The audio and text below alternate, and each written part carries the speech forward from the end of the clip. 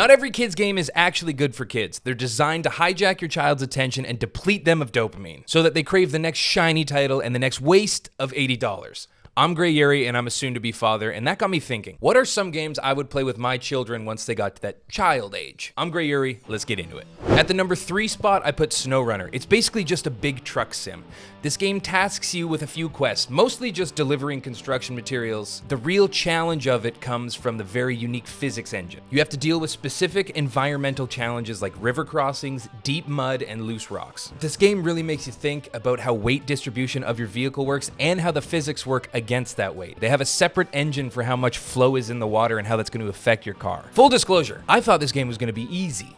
How incorrect I was. I was shocked at how little I could accomplish by just rushing through an objective, but opposed to that, how much I could accomplish if I added a little bit of thought on top. Bonus points because the game lets you build some pretty nasty mud rigs, and being a BC boy, those are some of my favorite memories with my dad. At number 2, I put Space Engineers. Space Engineers is basically a build what you want simulator. There is a mode called Scenarios that task you with certain objectives like taking over a base or restarting a generator or blowing up a ship, and they're fun, but they're not where the game really shines. This game shines when you let your creativity run wild. I mean, the game loop is fairly simple. Collect resources, build something cool, collect more resources to upgrade that something cool. To be truly successful, it's gonna take planning, patience, and really thought out resource management and really thought out schematics for what you wanna build. And the fact that building is in 2 to 3 stages, very satisfying. You plan something out as an exoskeleton, then you gotta weld all the plates on, and then you gotta finish it off, and it puts the color of the paint on. Building planets, building like an outpost, or even building something as crazy as a planet-eating ship can be a wonderful way to spend an afternoon.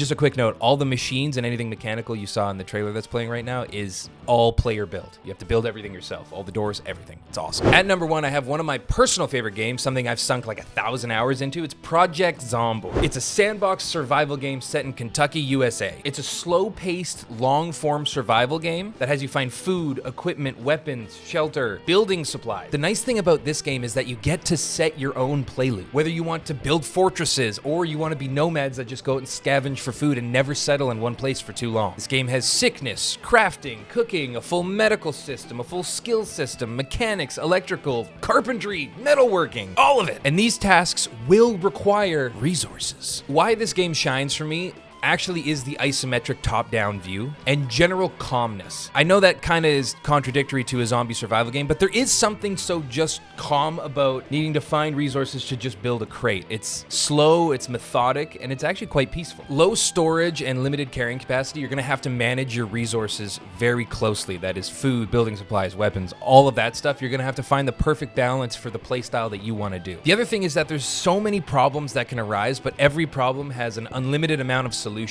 So you really get to play the way that fits you best. And there's just something about this game that's so satisfying when you work on the large project.